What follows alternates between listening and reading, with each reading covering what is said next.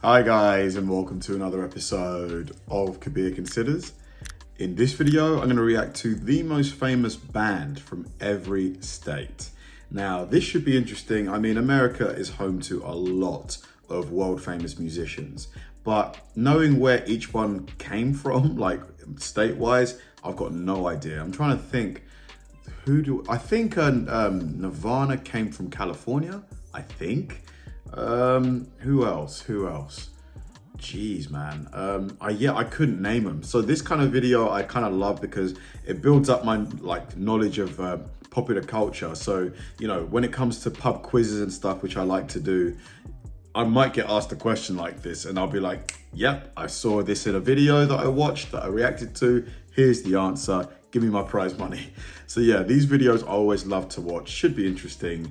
And I think one thing we could do is, as you're watching this video, guess what state they're from, or see if you can just make correct guesses and see if you get the answer right. Yeah, I think that'll add a little bit of fun to the video. Let's do it.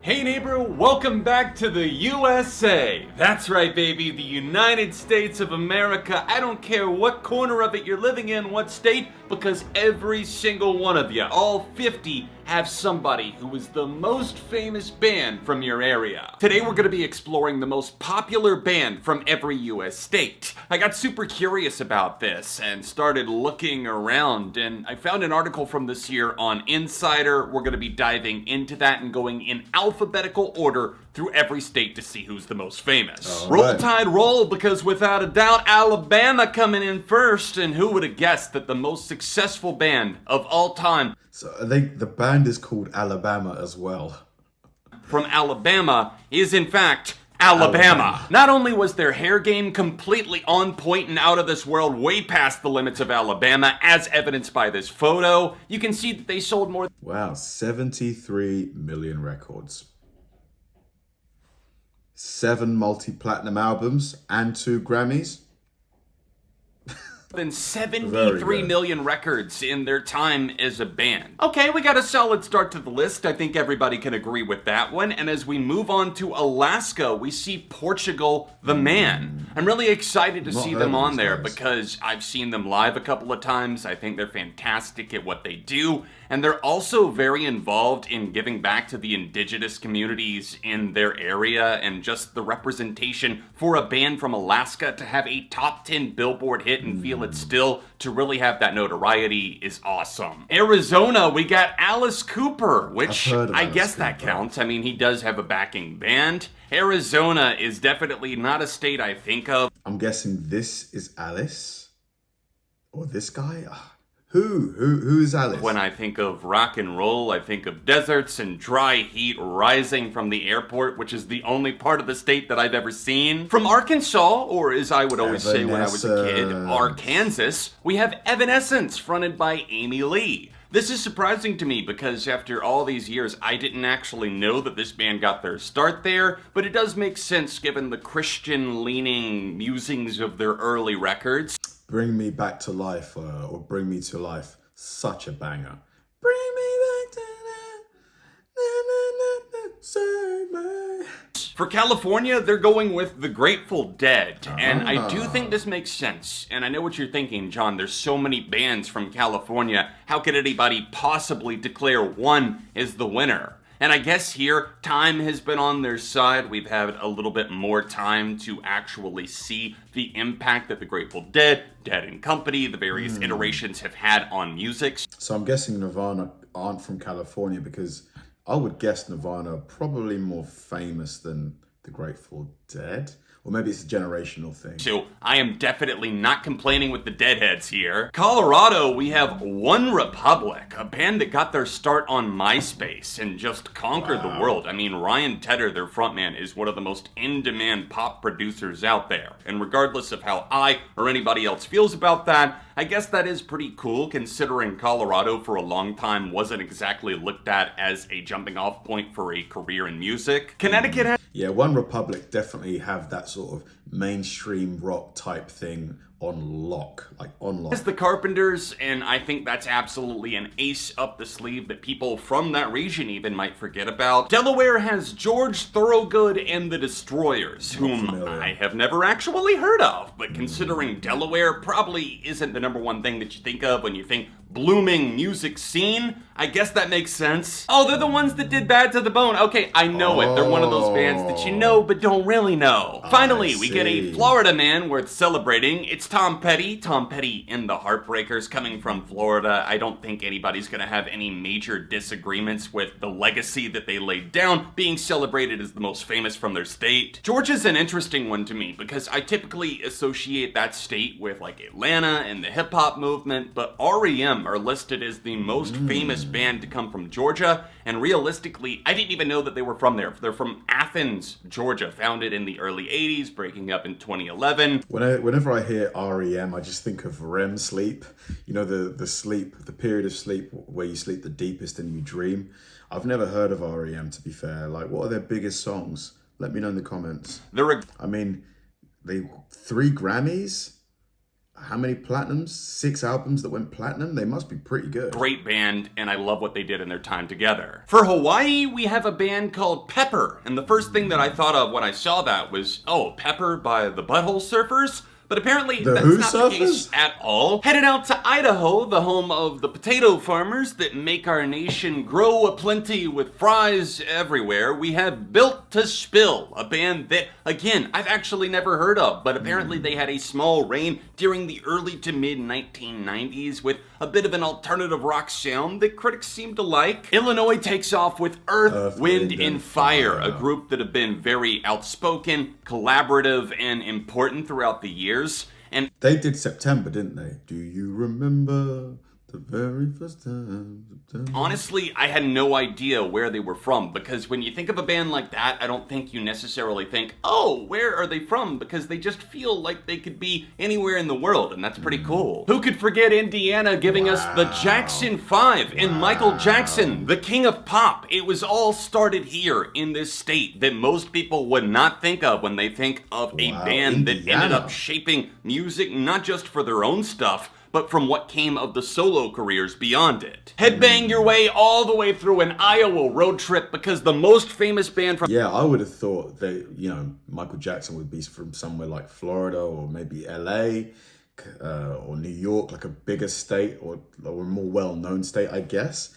But yeah, it makes sense that he's from Indiana, to be fair. From that state are, of course, the metal titans Slipknot. This is a wild, out-of-control band, but you probably saw this one coming from a mile away. They're fantastic, and they have an album called Iowa. Now that's what I call State Pride, Volume 666. I'm noticing a disturbing trend here when it comes to bands who use their state name as the actual band name, or maybe even the album name as well. I think it's clever, because it kind of gives you a fan base immediately, doesn't it? It seems like if they use the state name as their own name, then they become the most famous band in that state. So, Wisconsin, Delaware, Connecticut, Missouri, anybody else who is living in an underrepresented scene for music, it's time to rise up and name your band after your state. Absolutely. Who cares if the SEO will be terrible? You'll be famous! I don't know why, but My Morning Jacket being the most famous band to come out of Kentucky actually makes so much sense. I don't even know this band that well. I didn't even know that they were from Kentucky. In fact, my first exposure to them was through the show American Dad, where they were kind of central to the plot of an episode. Anything else I can do for you? Thank you for the music! Okay. Louisiana's pride and joy goes to the Neville Brothers, an R&B group, which really does make sense considering when I think of Louisiana, I think of R&B. I think of... Guys, let me know if you disagree with any of the picks for each state, because I don't know, maybe we're gonna get some heavy hitters like in the next section, but I feel like a lot of these guys I've not heard of, but maybe some states have like a huge amount of famous artists or bands, like maybe California, New York.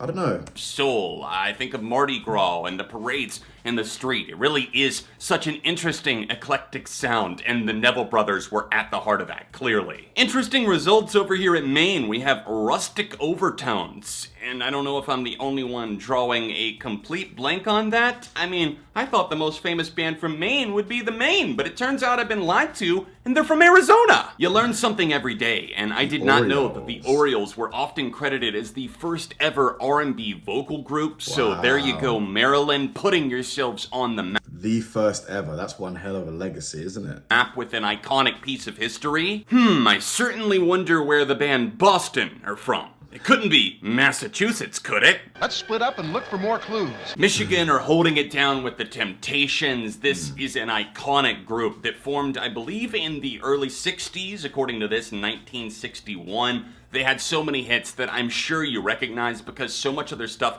has been covered over. Like, I've noticed that a lot of groups from this era, like, they used to wear, like, uniforms or the same outfit in a lot of their songs and music videos. I'm guessing that was just, like, one of the trends of the day. The years like My Girl. Minnesota's claim to fame is Prince and the Revolution, and what more of a legacy could you ask for? And from Prince and the Revolution, we take a Mississippi mudslide into Three Doors Down, who, being from Mississippi, just looking at them now, that actually makes so much sense. I feel like my third eye has been opened. And not that it was blind, it was just 3 doors down. For Missouri, they've called Ike and Tina Turner the most successful band, considering they were a duo. They had a long string of hits over the course of decades. Man, I remember watching a movie about Tina Turner's life. The one where Ike Turner is played by Lawrence Fishburne. That movie, man, it messed me up for a little while, honestly. Just seeing, you know, what she went through at the hands of this guy, like the abuse, it was horrific. Looking back, my mum probably shouldn't have let me watch it, but yeah, I guess it was on TV and she was so engrossed by what she was seeing, she kind of forgot I was there, maybe. That makes a lot of sense, and Tina in particular had a massive solo career, so I'm not even going to argue with this one. I was really curious at who would get picked for Montana, because it's such a wide open state. You think of fields and bales of hay, and John Mayer going off to relax in his hideaway cabin somewhere, but I did not think of Silkworm, a band that I do not associate with anything because I only know of a silkworm as something I would find in my yard. Continuing to baffle, I had no idea that the Conroe Burst fronted band Bright Eyes were from Nebraska, of all places. They always struck me as very East Coast. Nevada giveth and Nevada taketh away, because apparently Imagine Dragons are what Insider are calling the most popular band to come out of there. I mean, are we just erasing the history, the legacy of an actually really important band that's going to be remembered 50 years into the future, like the Killers, who also saw massive commercial success, who continue to be headliners for festivals all over the globe? But no, let's just give it to Imagine Dragons. I will say Imagine Dragons, like, they have some bangers, man. Like Believer, what's the one, Radioactive. Yes, they are very pop. They are very, very pop. But still, you cannot deny they make some pretty good music. Looks like we've solved the mystery of where the toys in the attic were hiding away, because Aerosmith are plastered all over the billboard for New Hampshire. With them being active for more than 50 years, this is a no-brainer. Although at this point it would be great if they maybe just retired and went away. New Jersey, we got Bruce Springsteen and the E Street Band, okay? That's my worst accent that I can do, so you tell me. Now this is where it gets really interesting for me, because this is what I set out in hopes of finding. Bands that surprised me, and I think will surprise you too. The Shins are listed as the most famous, well-known band from New Mexico, and they definitely had a lot of acclaim in that indie scene in the early 2000s. New York, New York, there are so many choices and so many bands that this could have gone. Didn't they do that song, Tainted Love? I'm pretty sure it was them. Is it listed here? No, but I'm pretty sure Tainted Love is by the Ramones. Because this is a thriving population of musicians, but it went to the Ramones, and as Insider themselves say, they could have given it to Kiss, the Velvet Underground, the Beastie Boys, but they went with the Ramones because they have innumerable hits from Blitzkrieg Bop, I Want to Be Sedated, and Sheena is a Punk Rocker. The moment that we've all been waiting for, if you know what state I'm from, North Carolina. What is our defining act? What have we left? Where is our footprint in the sands of time? And I have to tell you, It's not down in Georgia, it's actually here in North Carolina, but the devil did go down there. Keep playing that fiddle in the sky, Charlie. We'll never forget what you did. Yeah, I remember reacting to that song, like, for the first time, and I couldn't believe what I was hearing. It was really, really good. Like when it was playing the violin and stuff. Band listed for North Dakota is a little befuddling. It almost sounds like a lounge act band that would be made up for a movie. It's Bobby V and the Strangers. Ohio is home to the Isley Brothers, whose work has lived on in so many different ways. The songs themselves, the samples, just absolutely massive. I was almost positive that Oklahoma was gonna have a band called Oklahoma. Yeah, I remember this band. They've got a song called, I think it's called It Overtakes Me or something like that. It's quite catchy. Is their most famous, but instead we have the Flaming Lips, and I think that's a bit more of a cool outside-of-the-box pick. You've got Wayne Coyne and company just really doing their psychedelic thing. Another one of those bands that you would probably know less from being on the radio and more if you're involved in the live concert community is the Decemberists. They're apparently the most famous band to ever come from Oregon, and that makes sense to a degree. They do kind of have that hipster flair that would appeal to people of that state and beyond. I've liked some of their stuff, but nothing as much as Down by the Water. Vibing our way through Pennsylvania, which is a state I have a connection to because that's where my partner is from. Hall and Oates, this iconic duo. I mean, this is what you think of when somebody says, name a more iconic duo. I'll wait. Hall Oates. Very cool to see the Talking Heads gaining notoriety is the most famous band to come out of Rhode Island, a state that I often forget exists. Sorry to any of my Rhode Islanders out there. South Carolina says it's time to crack the rear view because it's Hootie and the Hootie and the Blowfish.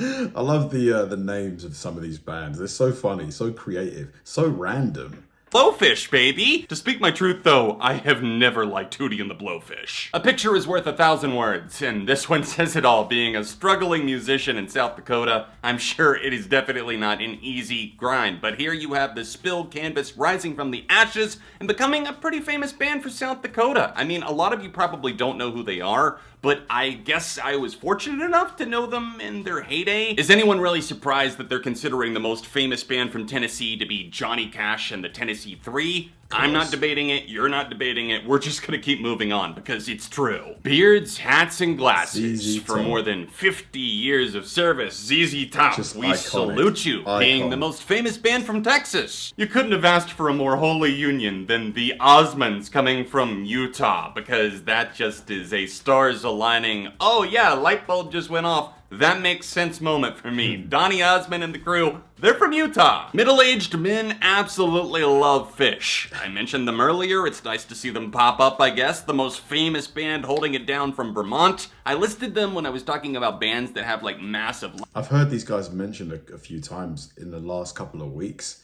I've been watching a show and like two of the characters love this band. Maybe I'll check out a couple of their songs. Which ones would you recommend? Live followings, there's so many bootlegs, everybody comes out to the show, they jam, they're one of those bands like the Grateful Dead. Another strange connection I'm starting to notice here, we've got the Dave Matthews Band as being the most famous from Virginia, which I find it hard to disagree with considering how huge they were and how out of the loop you can feel if you're not actually in the fandom. I'm noticing that all of these live acts, the ones that really develop those hard, tight-knit communities of them playing all of these shows, playing something different every night and having a big emphasis on the other members just jamming in the background, they take over. So not only if your name is in the state will you be famous, if you just start jamming on stage you will be too. Washington State was ground zero. Aha, so Nirvana is from Washington. I don't know why I thought they were from California. I guess Washington and California like both kind of have that kind of laid back, maybe hipster vibe. Maybe not hipster in California, but laid back vibe. Maybe that's why I thought.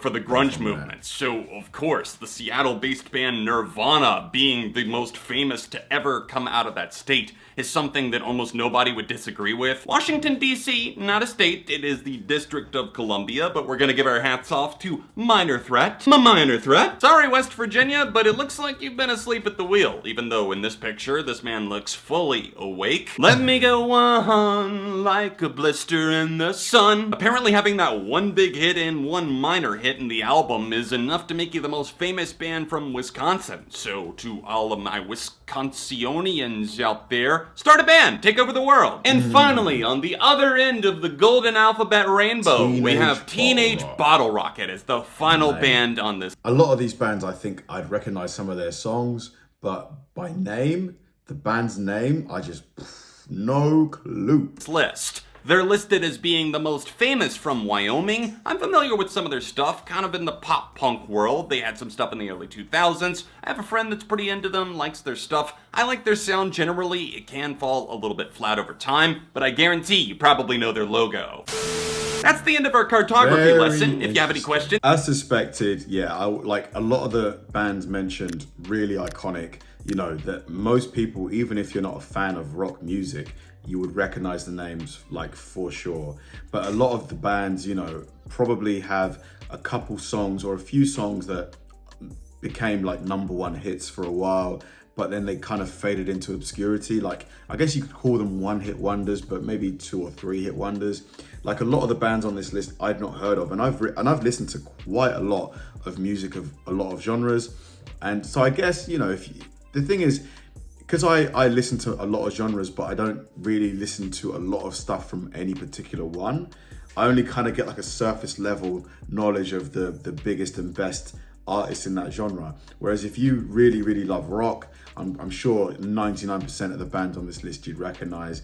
And guys, do you agree with the picks from this list? Like, do you agree? Which ones would you swap out? Because there were a couple that I thought, I'm not so sure. Thanks for watching, guys, and I'll see you in the next one.